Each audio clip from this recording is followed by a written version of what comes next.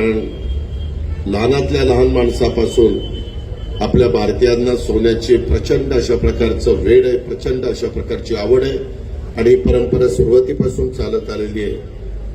परंतु एकंदरीतच लोकांचे राहणीमान बदलत आहे, परचेसिंग पॉवर वाढतीये आणि त्यावेळेस साहजिकच प्रत्येक जण सोन्याचे दुकानामध्ये जाऊन चांगल्या पद्धतीचं सोनं घेण्याचा प्रयत्न करतात. उद्याच्याला कुठला प्रसंग आला तर सोनं त्या बाबतीमध्ये आपल्याला मॉर्गेज पण ठेवता येतं बँकेमध्ये आणि 2 पैसे पण त्यामध्ये नड भागवता येते.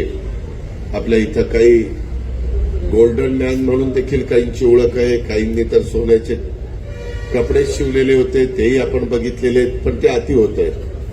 आणि माझ्या पुरुष मंडळींना सांगायचंय, तरुणांना सांगायचंय की सोनं आपल्या मातेच्या, आपल्या पत्नीच्या, आपल्या बहिणीच्या, लाडक्या मुलीच्या अंगावर शोभून दिसतं. पुरुषांच्या अंगावर सोनं शोभून दिसत नाही. त्याच्यामुळे त्या भानगडीत काही पडू नका. उगीच आपण त्या बैलाला एखादी साखळी घालतो तशा प्रकारच्या साखळ्या सोन्याच्या घालतात आणि येतात समोर. आणि खरं तर ते त्यांच्या पैशाने येतात, मला त्याच्याबद्दल काही बोलण्याचा अधिकार नाही.